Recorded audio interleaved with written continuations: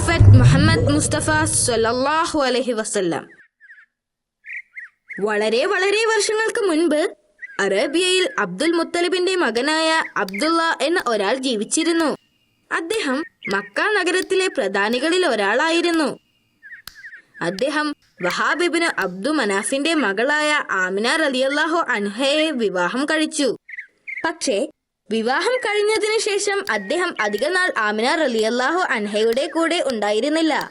കാരണം അദ്ദേഹം കച്ചവടക്കാരോടൊപ്പം നീണ്ട യാത്ര പുറപ്പെട്ടിരുന്നു. ഒരു മാസം കഴിഞ്ഞപ്പോൾ ആ യാത്രക്കിടയിൽ അദ്ദേഹം വഫാത്തായി. ആ സമയത്ത് ആമിന റളിയല്ലാഹു അൻഹ ഗർഭിണിയായിരുന്നു.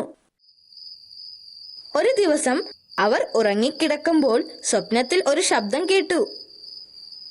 നീ ഗർഭം ചുമക്കുന്ന കുഞ്ഞ് അവന്റെ ജനതയെ നയിക്കുന്നതാണ്. അവന് മുഹമ്മദ് എന്ന് പേര് വിളിക്കുക. അതിനുശേഷം ധാരാളം അത്ഭുതങ്ങൾ അവരുടെ ജീവിതത്തിൽ ഉണ്ടായി. മാസങ്ങൾക്ക് ശേഷം ആമിന റളിയല്ലാഹു അൻഹ ഒരു ആൺകുഞ്ഞിന് ജന്മം നൽകി. കുഞ്ഞു പിറക്കുന്ന സമയത്ത് സ്വർഗത്തിൽ നിന്നും വലിയ ഒരു പ്രകാശം വന്ന് അവർക്ക് ചുറ്റും നിന്നു. മാത്രമല്ല പ്രവാചകന്റെ ജനന സമയത്ത് ആ നഗരത്തിലുള്ള ജനങ്ങൾ ആരാധിച്ചിരുന്ന വിഗ്രഹം തകർന്നു വീണു. ആളുകൾ പൊട്ടിയ ആ വിഗ്രഹത്തെ ചേർത്ത് വെച്ച് പുനഃസ്ഥാപിച്ചു.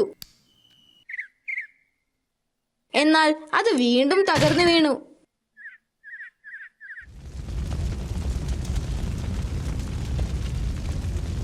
അടുത്തുള്ള സൊറാസ്ട്രിയൻ ദേവാലയത്തിൽ ആയിരക്കണക്കിന് വർഷങ്ങളായി കത്തിക്കൊണ്ടിരിക്കുന്ന തീ ചരിത്രത്തിൽ ആദ്യമായി അണഞ്ഞു. അടുത്തുള്ള കൊട്ടാരത്തിലെ 14 ഗോപുരങ്ങൾ തകർന്നു വീണ് തരിപ്പണമായി. തൊട്ടടുത്ത പുഴകൾ വളരെ പെട്ടെന്ന് തന്നെ വറ്റി വരണ്ടു. എന്നാൽ വർഷങ്ങളായി ഉണങ്ങിക്കിടന്നിരുന്ന നദി നിറഞ്ഞൊഴുകി. പ്രവാചകൻ തന്റെ മാതാവിന്റെ കൂടെ കുറച്ചു വർഷം മാത്രമാണ് ജീവിച്ചത്. ആ കാലത്ത് അവിടെയുള്ള ചെറിയ ബാലന്മാരെ കുറച്ചു കാലത്തേക്ക് മരുഭൂമിയിലേക്ക് അയക്കുന്ന ഒരു രീതി ഉണ്ടായിരുന്നു. അവർ വിശ്വസിച്ചിരുന്നത് മരുഭൂമിയിലെ അന്തരീക്ഷം അവർക്ക് ആരോഗ്യമുണ്ടാവാനും അവർക്ക് നല്ലതിനുമായിരുന്നു എന്നാണ്. അങ്ങനെ അയക്കപ്പെടുന്ന കുട്ടികളെ ഏതെങ്കിലും സ്ത്രീ ഏറ്റെടുത്ത് വളർത്തുമായിരുന്നു. പക്ഷേ അനാഥനായ മുഹമ്മദ് നബി മുസ്തഫ സ്വല്ലല്ലാഹു അലൈഹി വസല്ലമയെ ഏറ്റെടുക്കാൻ ആരും തയ്യാറായില്ല. അവസാനം ഹലീമ എന്ന് പറയുന്ന ഒരു സ്ത്രീ പ്രവാചകനെ അവരുടെ വീട്ടിൽ കൊണ്ടുപോയി. ഹലീമയും അവരുടെ ഭർത്താവും മക്കയിൽ നിന്ന് വളരെ അകലെയുള്ള ഒരു മരുഭൂമിയിലാണ് ജീവിച്ചിരുന്നത്. അവർ വളരെ ദരിദ്രരായിരുന്നു. പ്രവാചകന്റെ അതേ പ്രായത്തിലുള്ള ഒരു മകനും അവർക്കുണ്ടായിരുന്നു. അവരുടെ ഒട്ടകങ്ങൾക്ക് പാല് വളരെ കുറവായിരുന്നു. അവരുടെ ആട്ടിൻകുട്ടികൾ മെലിഞ്ഞൊട്ടിയതുമായിരുന്നു.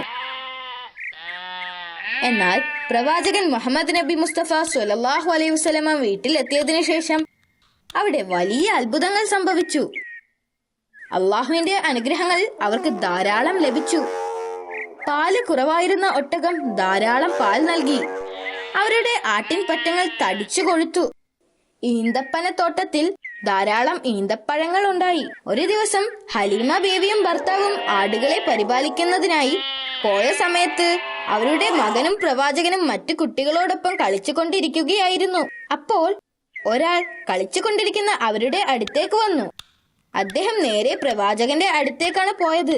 അദ്ദേഹത്തിന്റെ പെരുമാറ്റത്തിൽ അസാധാരണമായ എന്തോ ഉള്ളതിനാൽ മറ്റു കുട്ടികൾ അദ്ദേഹത്തെ ശ്രദ്ധിച്ചു. അതുകൊണ്ട് അവർ കളി നിർത്തി അദ്ദേഹത്തെ ശ്രദ്ധിച്ചുകൊണ്ടേയിരുന്നു. ആ അപരിചിതൻ പ്രവാചകന്റെ നേരെ കൈ ഉയർത്തി. പെട്ടെന്ന് പ്രവാചകൻ ബോധം കെട്ട് വീണു. ഇത് കണ്ട് കുട്ടികൾ പേടിച്ചു. ചിലർ അവിടെ നിന്ന് ഓടിപ്പോയി. എന്നാൽ മറ്റു ചിലർ എന്താണ് സംഭവിക്കുന്നത് എന്ന് അറിയാൻ അവിടെ തന്നെ നിന്നു. എന്നാൽ അദ്ദേഹം മുഹമ്മദ് നബി മുസ്തഫ സ്വല്ലല്ലാഹു അലൈഹി വസല്ലമയുടെ നെഞ്ചു കീറി. പ്രവാചകൻ അബോധാവസ്ഥയിലായതുകൊണ്ട് അദ്ദേഹത്തിന് വേദന അനുഭവപ്പെട്ടിരുന്നില്ല. ഇത് കണ്ട മറ്റു കുട്ടികൾ ഭയപ്പെട്ടു. മുഹമ്മദിനെ ആരോ കൊല്ലുന്നു എന്ന് വിളിച്ചു പറഞ്ഞുകൊണ്ട് അവർ അവരുടെ വീടുകളിലേക്ക് ഓടിപ്പോയി. ആ അപരിചിതൻ പ്രവാചകന്റെ നെഞ്ചു തുറന്ന് അദ്ദേഹത്തിന്റെ ഹൃദയം പുറത്തെടുത്തു. എന്നിട്ട് ഹൃദയത്തോട് ചേർന്ന് നിൽക്കുന്ന ഒരു കറുത്ത ഭാഗം എടുത്തു മാറ്റി ദൂരെ എറിഞ്ഞു. ആ കറുത്ത ഭാഗം ആളുകളുടെ ഉള്ളിൽ ചീത്ത വിചാരങ്ങൾ നിറയ്ക്കുന്ന ഭാഗമാണ്. അപരിചിതൻ പിന്നീട് ഒരു സ്വർണപാത്രത്തിൽ നിന്നും സംസം വെള്ളം എടുത്ത് ആ ഹൃദയം കഴുകി, എന്നിട്ട് പഴയതുപോലെ യഥാസ്ഥാനത്ത് വെച്ചു. എന്നിട്ട് അദ്ദേഹത്തിന്റെ ദിവ്യ ശക്തിയിൽ പ്രവാചകന്റെ മാറിടം പഴയതുപോലെ അടച്ചു വെച്ചു. അത് ജിബ്രീൽ അലൈഹിസ്സലാം ആയിരുന്നു. നബിക്ക് ബോധം വന്നപ്പോൾ ആ മലക്ക് അപ്രത്യക്ഷമായിരുന്നു. ഈ സംഭവത്തിന് ശേഷം ഹലീമ ബീവി മുഹമ്മദ് നബി മുസ്തഫ സല്ലല്ലാഹു അലൈഹി വസല്ലമയെ അദ്ദേഹത്തിന്റെ വീട്ടിലേക്ക് തിരിച്ചയക്കാൻ തീരുമാനിച്ചു. അദ്ദേഹത്തിന്റെ പിതാമഹനായ അബ്ദുൽ മുത്തലിബ് വളരെ സന്തോഷത്തോടുകൂടി പ്രവാചകനെ സ്വാഗതം ചെയ്തു. അബ്ദുൽ മുത്തലിബ് കാബയുടെ അടുത്തിരിക്കുമ്പോൾ ആരെയും തന്റെ അടുത്ത് ഇരിക്കാൻ അനുവദിക്കില്ലായിരുന്നു. എന്നാൽ അദ്ദേഹം പ്രവാചകനെ വളരെയധികം സ്നേഹിച്ചിരുന്നു. അതുകൊണ്ട് തന്നെ അദ്ദേഹം പ്രവാചകനെ തന്റെ അടുത്തിരുത്തുമായിരുന്നു.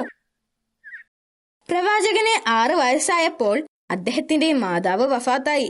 അതിനുശേഷം അദ്ദേഹത്തിനെ സംരക്ഷിച്ചത് പിതാമഹനായ അബ്ദുൽ മുത്തലിബ് ആയിരുന്നു. പ്രവാചകന്റെ 8ാമത്തെ വയസ്സിൽ അബ്ദുൽ മുത്തലിബ് വഫാത്തായി. എന്നാൽ അദ്ദേഹം വഫാത്താകുന്നതിനു മുൻപ് തന്നെ പ്രവാചകന്റെ സംരക്ഷണം പ്രവാചകന്റെ അമ്മാവനായ അബൂ താലിബിനെ ഏൽപ്പിച്ചിരുന്നു. അബ്ദുൽ മുത്തലിബിന്റെ മരണത്തിന് ശേഷം പ്രവാചകന്റെ സംരക്ഷണം അമ്മാവനായ അബൂ താലിബ് ഏറ്റെടുത്തു. അബൂ താലിബ് വളരെ ദരിദ്രനായ ഒരു വ്യക്തിയായിരുന്നു. എന്നിട്ടും അദ്ദേഹം മുഹമ്മദ് നബി മുസ്തഫ സല്ലല്ലാഹു അലൈഹി വസല്ലമയെ തന്റെ വീട്ടിലേക്ക് കൊണ്ടുപോയി. അദ്ദേഹത്തിന്റെ ഭാര്യ ഏറ്റവും നല്ല രീതിയിൽ അനാഥനായ പ്രവാചകനെ സംരക്ഷിച്ചു. അങ്ങനെ ആ ബാലൻ വളർന്നു വലുതായപ്പോൾ അദ്ദേഹത്തിന്റെ പെരുമാറ്റ രീതികൾ കണ്ട് അബൂ താലിബ് ആശ്ചര്യപ്പെട്ടു. കുട്ടിയായിരിക്കുമ്പോൾ തന്നെ അദ്ദേഹം സത്യസന്ധതയ്ക്കും വിശ്വസ്തതയ്ക്കും പേര് കേട്ടിരുന്നു. ആളുകളെല്ലാം അദ്ദേഹത്തെ വളരെയധികം ബഹുമാനിക്കുകയും സ്നേഹിക്കുകയും ചെയ്തിരുന്നു. ജനങ്ങൾ അദ്ദേഹത്തെ സത്യസന്ധൻ എന്ന അർത്ഥം വരുന്ന അൽ അമീൻ എന്ന് വിളിച്ചിരുന്നു. മുഹമ്മദ് നബി മുസ്തഫ സല്ലല്ലാഹു അലൈഹി വസല്ലമ എല്ലാവരോടും വളരെ സ്നേഹത്തോടും സൗഹാർദ്ദത്തോടുമാണ് പെരുമാറിക്കൊണ്ടിരുന്നത്. പ്രത്യേകിച്ചും തന്റെ സഹചാരികളും അമ്മാവന്റെ മക്കളുമായ ത്വാലിബ്, അഖീൽ, ജാഫർ എന്നിവരോട് കൂടുതൽ അടുപ്പമുണ്ടായിരുന്നു. അമ്മാവൻ അദ്ദേഹത്തിന് പരിശീലനം നൽകുന്നതിന് മുൻപ് തന്നെ പ്രവാചകൻ ഒരു ആട്ടിടയനായി ജോലി ചെയ്തിരുന്നു. അദ്ദേഹത്തിന്റെ ഈ ഉത്തരവാദിത്വവും സത്യസന്ധതയുമെല്ലാം വളരെ പെട്ടെന്ന് തന്നെ മക്കയിൽ അദ്ദേഹത്തെ പ്രശസ്തനാക്കി. ഒരു ദിവസം അദ്ദേഹം യാത്ര ചെയ്യുന്നതിനിടയിൽ അദ്ദേഹം ഒരു നഗരത്തിലെത്തി. അവിടെയായിരുന്നു ഖദീജ റളിയല്ലാഹു അൻഹ ഉണ്ടായിരുന്നത്. അവർ ഒരു വിധവയുമായിരുന്നു. അവരുടെ വിവാഹം കഴിഞ്ഞ് ഏതാനും ദിവസങ്ങൾക്ക് ശേഷം അവരുടെ ഭർത്താവ് മരണപ്പെടുകയായിരുന്നു. അവർ ഒരു കച്ചവടക്കാരിയായിരുന്നു. അവർ കഠിനാധ്വാനിയും കൂടിയായിരുന്നു. അവർ തനിക്ക് വേണ്ടി ജോലി ചെയ്യുന്ന എല്ലാവർക്കും നല്ല പ്രതിഫലം നൽകിയിരുന്നു. സിറിയയിലേക്ക് പോകുന്ന തന്റെ പ്രധാനപ്പെട്ട കച്ചവട സംഘത്തെ നയിക്കുവാൻ ഒരു സത്യസന്ധനായ ഒരാളെ അന്വേഷിക്കുകയായിരുന്നു ഖദീജ റളിയല്ലാഹു അൻഹ. അവർക്ക് നല്ല പ്രതിഫലവും വാഗ്ദാനം ചെയ്തിരുന്നു. ആ സമയത്ത് പ്രവാചകന് 25 വയസ്സായിരുന്നു. ഈ വാർത്ത അറിഞ്ഞ പ്രവാചകൻ ഖദീജ റളിയല്ലാഹു അൻഹയെ സന്ദർശിക്കുകയും ആ ജോലി ഏറ്റെടുക്കുകയും ചെയ്തു. ഖദീജ റളിയല്ലാഹു അൻഹ പ്രവാചകനെ നിരീക്ഷിക്കുന്നതിനായി തന്റെ വിശ്വസ്തനായ ഒരു ജോലിക്കാരനെ രഹസ്യമായി ഏൽപ്പിച്ചു.